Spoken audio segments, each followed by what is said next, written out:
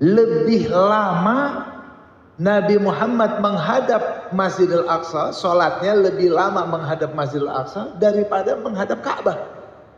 Kalau kita hitung-hitungan lebih lama.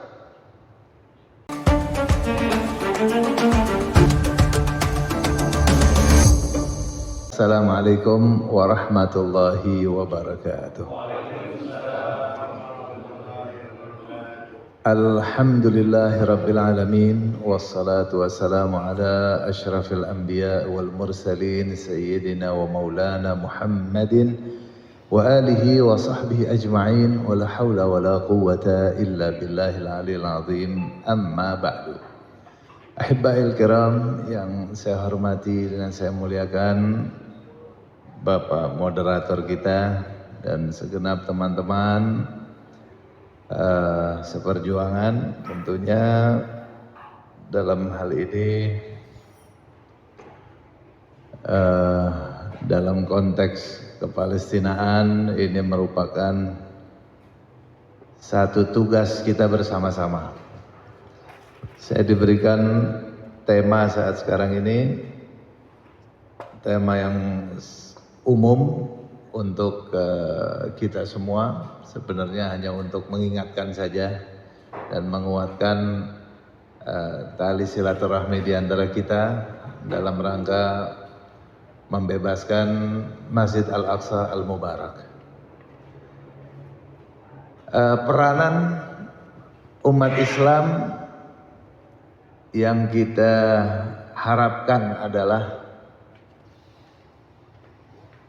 membangun kesadaran umat Islam bahwa Palestina ini bukan masalah orang asing. Itu prioritas utama umat Islam saat sekarang ini. Palestina bukan negara seperti Malaysia, Singapura, Mesir atau Arab Saudi atau atau misalnya seperti Irak, Kuwait, Amerika. Dia bukan negara asing, tapi dia seperti Mekah dan Madinah. Dia merupakan tanah suci milik kita. Mekah dan Madinah itu bukan milik Saudi, milik kita, milik umat Islam sedunia. Itu adalah wakafnya Allah Ta'ala untuk kita semua. Sehingga kebetulan ada di saat sekarang ini berada di wilayah Saudi Arabia. Maka mereka menjadikan namanya Khadim Al-Haramain Syarifain. Mereka itu Khadim Al-Haramain Syarifain. Seperti kalau dulu semua di tangan khalifah. Khalifah yang mengurusi tanah-tanah suci itu, termasuk juga Palestina yang di dalamnya terdapat kota Al-Quds. Dulu diasuh, dirawat oleh khalifah. Yang terakhir dirawat oleh khalifah Turki Utsmani. Nah, beliau melaksanakan segala kewajiban-kewajibannya, i'mar, membangun dan meramaikan Masjid Al-Aqsa Al-Mubarak dan juga kota Al-Quds. Nah, itu dibangun, dirawat, dijaga oleh khalifah. Nah, tapi kita bisa melihat saat sekarang ini, seakan-akan tanah suci umat Islam ini menjadi tanah milik orang lain, negara asing, negara orang lain. Padahal itu adalah milik kita. Nah, kita makanya sini punya tanggung jawab bersama, apalagi tanggung jawab kepada wilayah yang ada di situ. Seperti Saudi Arabia, kerajaan Saudi Arabia, dia bertanggung jawab terhadap dua tanah suci tersebut. Kemudian Palestina saat sekarang ini dia bahkan kalau Al-Qudsnya dan Masjid Al-Aqsa dia berada di bawah tanggung jawab Kementerian Wakaf Yordania. Nah, dua wilayah, dua negara yang terdekat ini menjadi penanggung jawabnya saat sekarang ini, selain kewajiban umat Islam semua untuk turut serta membelanya dan menjaganya. Ikhwan sekalian yang dimuliakan Allah Subhanahu wa taala, hari ini saya sangat senang dan bahagia bisa berjumpa dengan bapak-bapak semua, karena kita membahas satu tema yang sangat-sangat prioritas, bukan hanya sebatas sisi keimanan dan kemanusiaan, bukan sebatas kemanusiaan, tapi justru keimanan kita, akidah kita yang sangat-sangat terganggu. Saat sekarang ini yang paling menguras energi kita adalah di saat-saat sekarang ini bagaimana tanah suci milik umat Islam berada di cengkraman penjajah kafir, ya kawan. Saya bisa merasakan tadi bagaimana moderator kita menceritakan atau di film yang tadi barusan ditayangkan, bagaimana umat Islam kondisinya dulu saat di zaman Salibis menguasai Palestina. Mungkin kayak kita juga sekarang itu perasaan. Kita nggak tenang dan bagaimana caranya mendapatkan pertolongan. Kepada siapa kita bisa mohon pertolongan untuk menyelamatkan amanat Allah ini. Betapa lemahnya kita. Sehingga kita mau tidak mau harus membangun persatuan. Mau tidak mau harus keliling ke sana dan ke sini untuk melupakan ataupun juga meninggalkan urusan-urusan sepele menuju satu urusan yang sangat besar di hadapan kita. Karena tadi dikatakan oleh moderator kita akan dipertanggungjawabkan nanti di hadapan Allah Subhanahu wa taala. Subhanallah. Betapa dahsyatnya umat Islam saat dikuasai oleh pasukan Salibis, proses demi proses pemenangan yang diberikan oleh Allah Ta'ala kepada Salahuddin Al-Ayyubi sehingga bisa mengambil alih Masjid Al-Aqsa. Nah, kita saat sekarang ini sangat-sangat memerlukan irsyadat berupa sosialisasi ke masyarakat kaum muslimin bahwa Masjid Al-Aqsa dan urusan Palestina saat sekarang ini adalah bukan urusan orang asing, bukan urusan orang Arab, bukan urusan orang Palestina. Masjid Al-Aqsa adalah milik umat Islam semua dan kita dipertanggungjawabkan oleh Allah Subhanahu wa taala untuk menjaganya. Nah, itu yang pertama yang mesti kita bahu membahu untuk menyiarkan kepada segenap umat Islam seluruh lapisannya. Nah, yang kedua, untuk membangun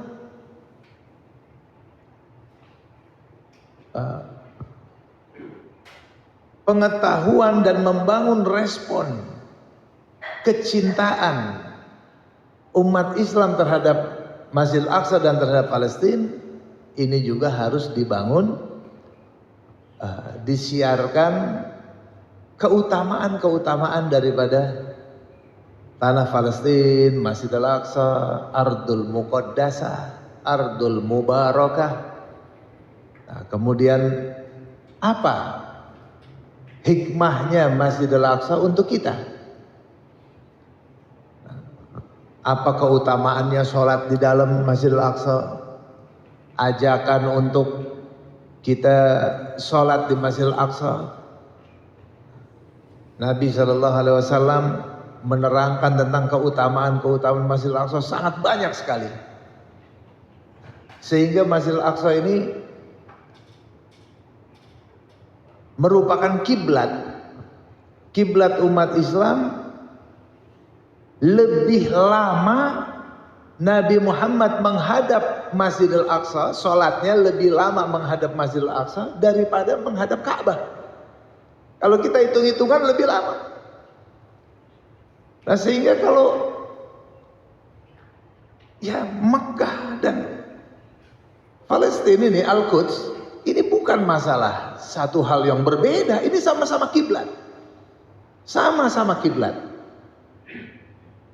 Cuman kiblat kita sekarang sudah pindah ke Ka'bah, tapi kiblat kita zaman awal-awal diwajibkan sholat tetap masih ke Masjid Al-Aqsa Al-Mubarak. Saudara sekalian, kita masuk pada pembahasan kita tentang peranan. Ahlan wa sahlan. Selamat datang guru kita Ustadz Ismail Yusanto. Marhaba. Nah, Masya Allah, tabarakallah. Barakallahu fiikum, jazakumullah khair. Nah, saya lanjutin ya. Nah, peranan kita terhadap umat Islam terhadap pembebasan Baitul Maqdis, yang pertama kita mesti meyakini bahwa kita punya kewajiban untuk membebaskan Baitul Maqdis, membebaskan negeri Islam yang namanya Palestina, yakni karena kita juga memahami bahwa orang-orang Palestina memiliki hak. Nah, kalau dia punya hak, kita punya kewajiban. Nah, sama-sama punya hak dan kewajiban. Hak orang Palestina dibela oleh umat Islam sedunia.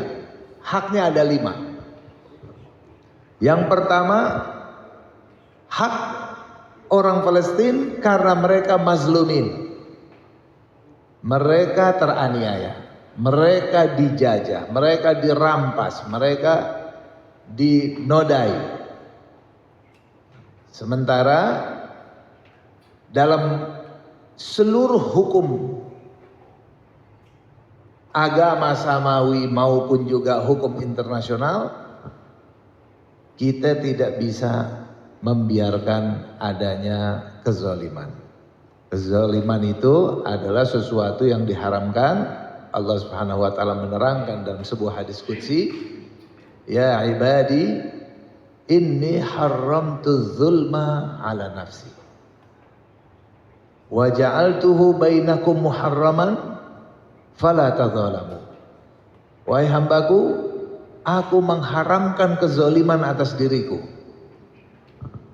dan aku jadikan di antara kalian kezaliman itu adalah perbuatan yang haram. Fala tadzalamu, janganlah kalian saling berbuat zalim. Itu patokan pertama. Nah, mereka orang Palestina adalah bangsa yang terzolimi, teraniaya, terampas. Jangankan untuk sesama Islamnya gitu. Ini manusia, sesama manusia kita tidak boleh saling menzolimi. Orang kafir pun tidak boleh dizolimi, tidak boleh dirampas. Kita tidak boleh, jangankan kepada manusia, hewan pun kita tidak boleh melakukan kezaliman kepadanya, sampai hewan. Ya, oleh karena itu kita bisa lihat di sini bagaimana Islam sangat menjaga hak-hak asasi, baik hak asasi manusia maupun juga hak asasi makhluk Allah lainnya. Ketika seseorang yang terzolimi, mereka punya hak untuk bela diri. Nah, mereka punya hak untuk bela diri. Nah, sehingga kalau ada orang bertanya ke Rasulullah SAW, ya Rasulullah, jika orang lain masuk ke rumah saya untuk merampas harta di rumah saya, untuk melakukan apapun kejahatan di rumah saya, apa yang saya lakukan? Imna'hu, kata Nabi, cegah dia. Fa in qataltuhu, apabila aku bunuh dia, huwa finnar, dia di neraka. Fa in qatalani, apabila dia bunuh saya, anta syahid fil jannah. Engkau membela harta, membela kehormatan, membela haknya. Kalau kamu mati syahid, engkau syahid, engkau di surga. Subhanallah. Ini dasar betul, kita tidak boleh dizalimi. Dan kita berhak bela diri. Begitulah dalam seluruh hukum, maupun hukum internasional pun, orang yang terjajah, mereka berhak untuk melakukan bela diri, karena mereka terzolimi, hak-haknya terampas secara zolim. Jadi orang Palestina, mereka berhak melawan. Mereka berhak untuk melakukan perlawanan, membebaskan negeri mereka. Mereka berhak. Nah, ini standar dasar pemikiran kita. Yang kedua, kalau antar sesama manusia kita pun tidak boleh saling menzolimi, dan kita juga apabila ada orang non-Islam, mereka terzolimi, bahkan pelaku kezolimannya orang Islam. Gimana itu kita? Kita wajib untuk mencegah kezoliman terhadap orang kafir.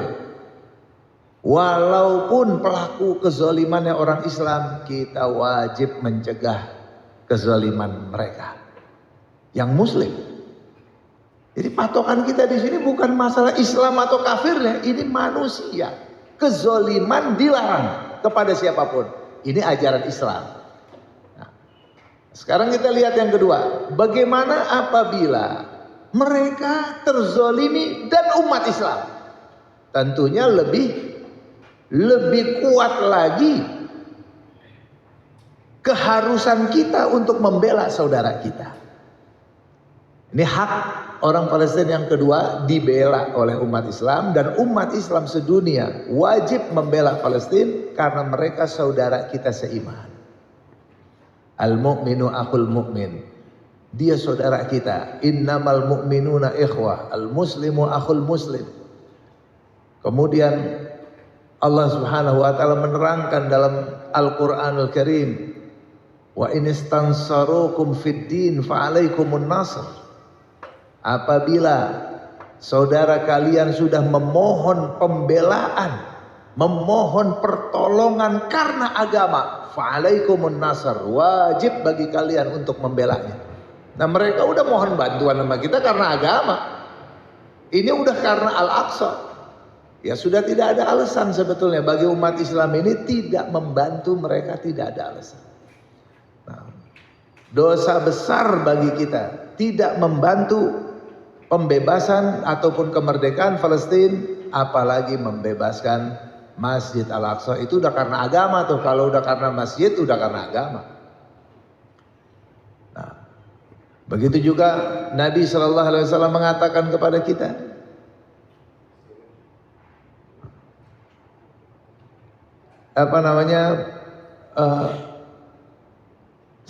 kita harus menolong saudara-saudara kita. Apabila kita masih menolong saudara-saudara kita, maka Allah Subhanahu wa taala pun masih tetap akan menolong kita. Ini semuanya berlaku dasar. Mereka lebih berhak. Jadi double kewajiban kita untuk membela, bukan hanya sebatas manusia, manusia saja harus dibela. Ini tambah lagi mereka saudara iman. Ditambah lagi gak cuman iman, karena agama. Masya Allah, karena agama. Betul-betul karena urusannya, karena Masjid Al-Aqsa Al-Mubarak. Ikhwan sekalian, hak orang Palestina dibela nomor 2. Sekarang yang nomor 3.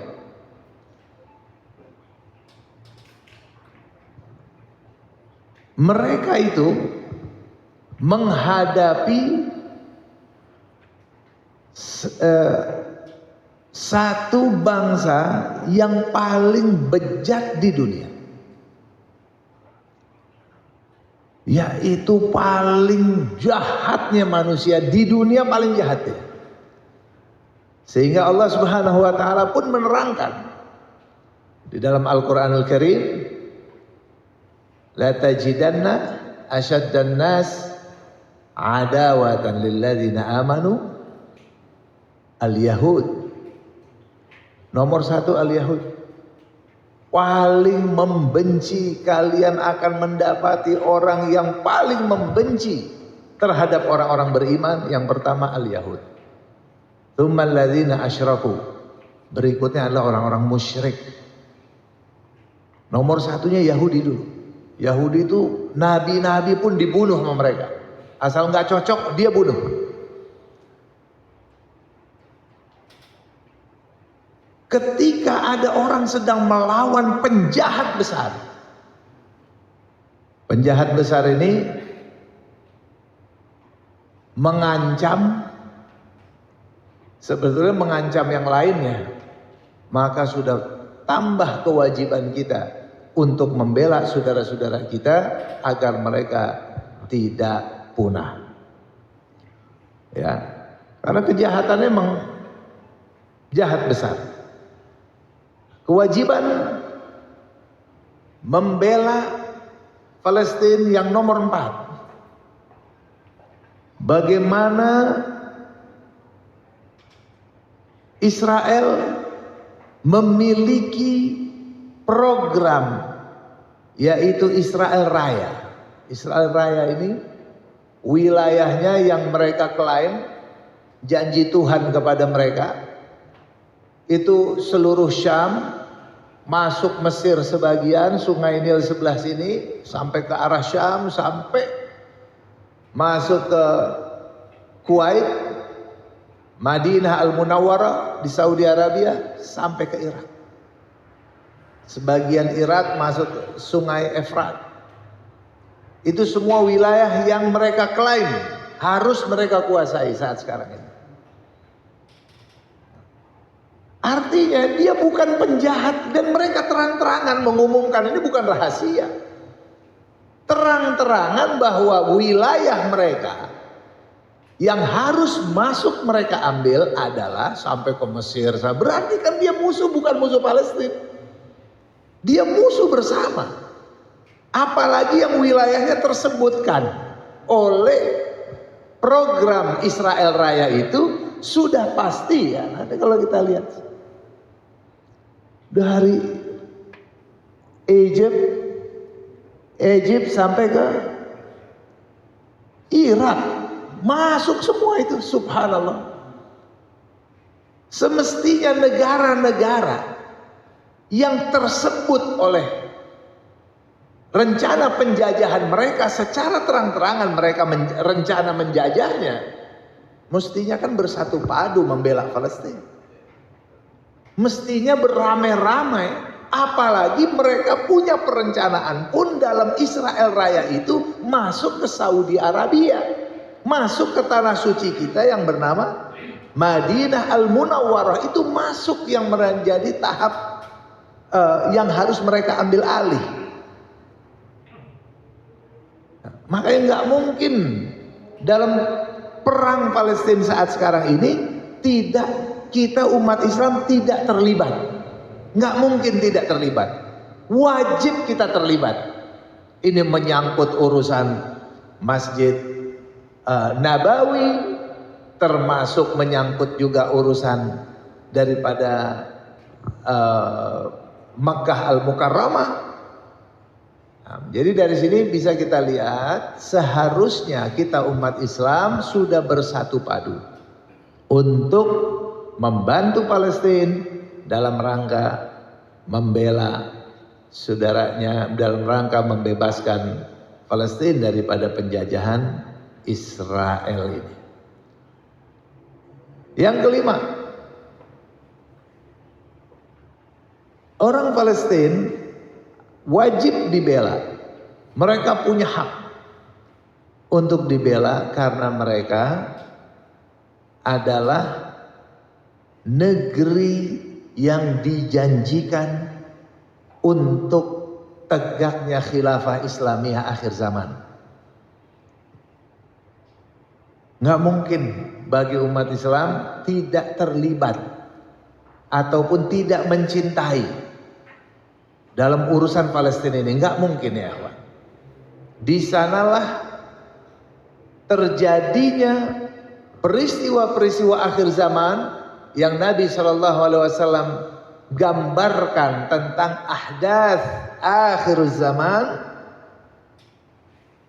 10 peristiwa ciri-ciri kiamat kubra mayoritas terjadi di Palestina. Masya Allah, ini semua terikat. Yang pertama, tegaknya khilafah dulu. Betul-betul khilafah akan tegak di Palestina. Nah, di Baitul Maqdis Nabi SAW bersabda, Umran Baitul Maqdis kharabu Yathrib.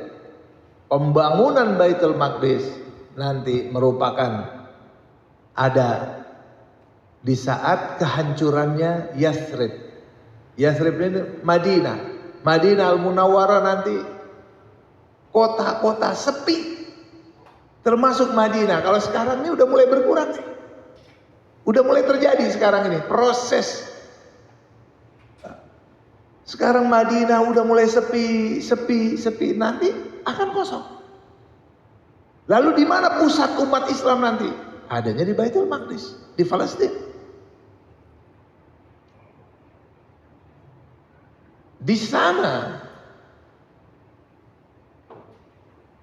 dari banyak hadis menerangkan bahwasannya khilafah Islamiyah nanti akan tegak di Baitul Maqdis, itu tidak mungkin meleset karena Nabi SAW sudah menjanjikan untuk kita.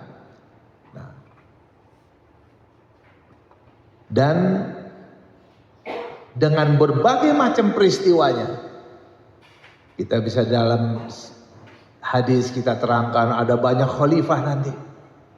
Ada Imam Mahdi dikenal ya oleh kita, Imam Mahdi bangsa Syiah juga punya, kita ke dalam konteks Ahlus Sunnah wal Jamaah lah. Imam Mahdinya Imam Mahdi yang Ahlus Sunnah wal Jamaah. Nah, artinya tidak ada yang tahu, hanya kita hanya dapat ciri-cirinya saja. Dia menguasai 7 atau 8 tahun di Baitul Maqdis. Di saat Imam Mahdi muncul, Nabi Isa alaihissalam turun di Damaskus, pulang kampung lagi ke Baitul Maqdis. Bergabung di Baitul Maqdis, nah, tapi dia bukan lagi sebagai Nabi gitu. Dia sebagai umat Nabi Muhammad SAW, sehingga ketika mau sholat, Nabi Isa diperintah untuk jadi imam, Nabi Isa menolak. Enggak, saya bukan Nabi lagi, saya umat Nabi Muhammad sekarang. Akhirnya imamnya tetap khalifah, dia jadi makmum. Umat Islam akan dikepung di Baitul Maqdis oleh Dajjal dan pengikutnya. Pengepungan yang dahsyat. Kemudian Nabi Isa minta buka pintu Baitul Maqdis. Dia lihat Dajjal di sana, dia berteriak di situ. Kemudian Dajjal nggak nyangka, Dajjal yang mengaku sebagai Tuhan ternyata begitu melihat Nabi Isa meleleh. Begitu dia meleleh, dia lari. Nabi Isa kejar dan pengikutnya lari sampai ketemu di pintu Babul Lut di Palestina, berhasil dibunuh di situ. Begitu mati dibunuh oleh Nabi Isa, seluruh pengikutnya, orang-orang Yahudi dari Khurasan dihabisi oleh umat Islam di sana. Nanti semua orang Yahudi itu ngumpet di belakang pohon, di belakang batu, di belakang tembok, di belakang apa saja. Allah mengeluarkan potensi suara dari apapun juga. Mereka akan berkata, ya Muslim, ya Abdullah, khalfiyahu ta'al faktulhu. Itu nanti akan terjadi. Begitu habis orang-orang Yahudi di muka bumi, Allah berikan keberkahan luar biasa. Tidak ada lagi permusuhan provokator utama di muka bumi ini, udah nggak ada. Nah, pembasmian Yahudi nanti di zaman Nabi Isa itu betul-betul bumi bersih dari kelompok ini. Jadi bukan yang Yahudi sekarang. Kalau yang Yahudi sekarang ini bubar, pulang kampung mereka semua. Ini Yahudian ini mah. Mereka pulang kampung semua, balik. Nah nanti yang menurut Nabi Sallallahu Alaihi Wasallam akan dihabisi oleh umat Islam, itu nanti mereka Yahudi akhir zaman, Yahudi pengikut Nabi Isa. Pengikut Dajjal. Itu yang dihabisi betul. Dan mereka betul-betul bersembunyi tinggal di pohon Gharqad namanya. Taib. Kemudian ada apa lagi? Setelah Nabi Isa, Nabi Isa memimpin menjadi khalifah selama 40 tahun di Baitul Maqdis. Di zaman Nabi Isa, kita buka di Al-Quran, ada namanya Ya'juj wa Ma'juj. Itu pun juga keluar dari timur, kemudian masuk menuju Baitul Maqdis. Dia habisi apa saja yang ada, termasuk minum air danau Tobaria sampai kering. Dan di zaman Nabi Isa, Allah turunkan bantuannya. Allah kirim pasukannya membunuh seluruh Ya'juj wa Ma'juj dan membersihkannya dari muka bumi. Di mana itu? Di Palestina. Setelah itu ada peristiwa-peristiwa lagi yang begitu dahsyat. Bahkan Raf'ul Quran nanti dimulai dari Baitul Maqdis, kemudian manusia dimatikan oleh Allah Subhanahu wa taala, khususnya orang-orang beriman dimatikan, dimulai dari Palestina kemudian ke seluruh tempat. Lalu Allah perintahkan malaikat Israfil. Jadi udah orang beriman mati semua, sisalah di muka bumi ini namanya Luka ibnu Luka. Luka ibnu Luka kafir ibnu kafir. Kafir dan anak-anaknya la yazkuruna Allah Allah, udah nggak ada lagi dari mereka yang berzikir Allah Allah. Jadi semua tinggal orang kafir saja. Kepada mereka lah terjadi peristiwa yang mengerikan hari kiamat nanti. Lalu Allah kirim malaikat Israfil ke atas batu Sakhrah. Di dalam Baitul Maqdis ada batu Sakhrah. Berdiri di situ meniupkan trompet sangkakala, pertanda berakhir dunia. Selesai. Kiamat ada dari sana. Nah, semua peristiwa dan kemuliaan, kemenangan kaum muslimin terakhir akan ada di Baitul Maqdis. Nah, semoga ini jadi gambaran untuk kita bagaimana mungkin kita tidak membela Palestina. Semua peristiwa akhir zaman ada di sana, dan Taifah Mansurah juga dijanjikan tetap ada di sana, dan keimanan tetap ada di Syam inda syiddatil fitan wal balaya. Di saat kerasnya fitnah terhadap agama, bencana-bencana agama, iman tetap tegak di bumi Syam. Semoga kita semuanya terlibat, ya, dan dicatat oleh Allah termasuk orang-orang yang murabitin minal bu'd. Kita termasuk murabit Baitul Maqdis dari jauh, ya, walaupun kita di Indonesia. Mungkin itu yang bisa saya sampaikan. Terima kasih banyak. Fadhal.